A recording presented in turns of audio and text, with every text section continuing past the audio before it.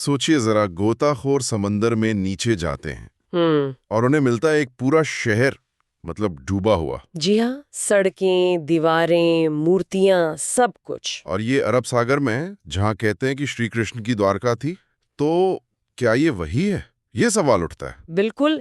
क्या ये सिर्फ एक कहानी है या हकीकत? तो आज हम इसी पहेली को, मतलब द्वारका के रहस्य को कंगालने की कोशिश करेंगे।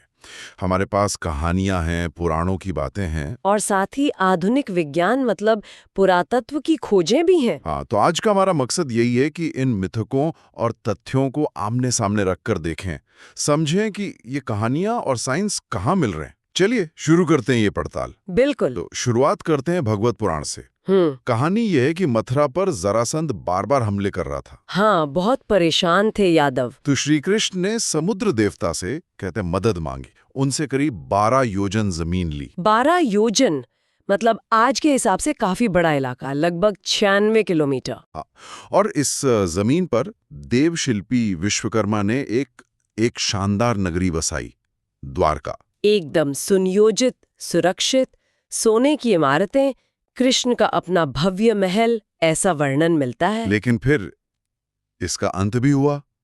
महाभारत युद्ध के बाद यहां 2 श्रापों की बात आती है ना। जी, 2 मुख्य श्राप। एक तो गांधारी का, कुरुक्षेत्र युद्ध के बाद अपने बेटों की मौत से दुखी होकर उन्होंने कृष्ण को श्राप दिया कि 36 साल में तुम्हारा यदुवंश भी ऐसे ही आपस में लड़कर खत्म हो जाएगा। बिल्कुल।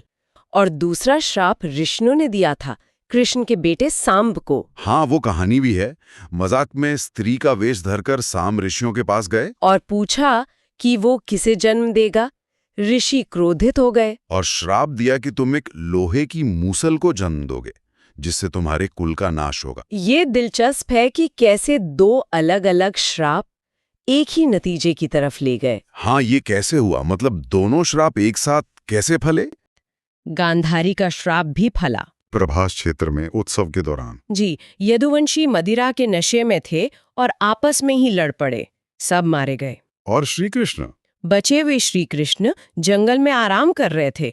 तभी उसी शिकारी जरा ने अनजाने में हिरण समझकर, उसी जहरीले तीर से? हाँ, उसी तीर से उनके पैर पर निशाना लगा दिया और वही उनकी मृत्यु का कारण बना। ओह, तो ये श्राप इस तरह पूरे हुए? जी, और इसके बाद अर्जुन द्वारका पहुंचे कृष्ण के कहने पर। उनका काम था बाकी बचे लोगों को, बच्चों, औरतों, बूढ़ों को सुरक्षित निकालना। हाँ, इंद्रप्रस्थ ले जाना था उन्हें। और कहते हैं जैसे ही अर्जुन ने द्वारका खाली करवाई, फौरन समुद्र ने उस पूरी नगरी को अपनी लहरों में डुबो दिया। बस कृष्ण का आवास बचा रहा, बाकी सब जलमग्न। ये तो कहानी है, सदियों तक बस कहानी ही रही। लेकिन फिर खोज शुरू हुई। जी, 1930 के दशक से कोशिशें हुई, पर असली सफलता मिली डॉक्टर SR राव की टीम को 1983 से 1990 के बीच। उन्हें क्या मिला समुद्र के नीचे?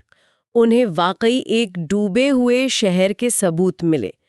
पत्थर के बनी हुई बड़ी बड़ी दीवारें, अच्छा। सुनियोजित खंड जैसे मकानों के हिस्से हों, बर्तन मिले और सबसे खास भारी संख्या में जहाजों के लंगर, पत्थर के बने हुए। लंगर? इसका क्या मतलब है? देखिए, ये लंगर इस बात का पक्का सबूत है कि ये जगह सिर्फ एक पौराणिक नगरी नहीं थी। ये उस जमाने का एक बड़ा बंदरगाह, एक महत्वपूर्ण व्यापारिक केंद्र रहा होगा, जैसा ग्रंथों में भी दिखा है। बिल्कुल। और जब इन चीजों की कार्बन डेटिंग हुई, मतलब उनकी उम्र पता लगाई गई? हाँ, वैज्ञानिक तरीके से, तो पता चला कि ये अवशेष ये महाभारत काल के ही हैं, लगभग 3126 ईसा पूर्व के आसपास के। सच में? ये तो कमाल है। और एक और चौंकाने वाली बात, क्या? इस डूबे हुए शहर का जो अंदाजन क्षेत्रफल निकाला गया है, वो पौराणिक कथाओं में बताई गई 12 योजन के काफी करीब है। 96 किलोमीटर्स। ये सिर्फ इत्तेफाक हो सकता है क्या? कहना मुश्किल है, लेकिन एक सवाल अभी भी है। कौन सा? कि ये शहर डूबा कैसे? क्या धीरे धीरे जैसे समुद्र का लेवल बढ़ने से होता है, या फिर जैसे महाभारत में लिखा है, अचानक एक ही पल में, किसी प्रलय में? हाँ, इस पर अभी वैज्ञानिक एकमत नहीं है, शोध जारी है। तो हमने देखा कि द्वारका की ये कहानी ये पौराणिक कथाओं से शुरू होती है, श्राप और विनाश से गुजरती है, और आज विज्ञान और पुरातत्व के दरवाजे तक आप पहुंची है। जी, समुद्र के नीचे एक प्राचीन शहर मिला है, जिसका समय, जिसका पैमाना, वो सब पुरानी कहानियों से काफी हद तक मेल खाता है। ये खोजें वाकई बहुत महत्वपूर्ण हैं। हाँ, ये सिर्फ एक शहर की कहानी नहीं है, ये हमें सोचने पर मजबूर करती हैं जिन प्राचीन भारतीय कथाओं को हम अक्सर सिर्फ कल्पना मान लेते हैं। क्या उनमें सचमुच कोई ऐतिहासिक सच्चाई छुपी हो सकती है? बिल्कुल, ये सवाल तो उठता ही है। और शायद यही विचार सबसे अहम है। जी, और अंत में यही सवाल छोड़ा जा सकता है कि अगर द्वारका के सबूत पौराणिक कहानियों से इतने मिलते जुलते हैं, तो भारत की दूसरी प्राचीन कथाएं, जिन्हें हम अक्सर बस मनगढ़ंत कह देते हैं, उनके बारे में ये खोजें क्या इशारा करती हैं? सोचने वाली बात है। शायद इतिहास और मिथक के बीच की लकीर उतनी साफ है ही नहीं जितना हम समझते आए हैं।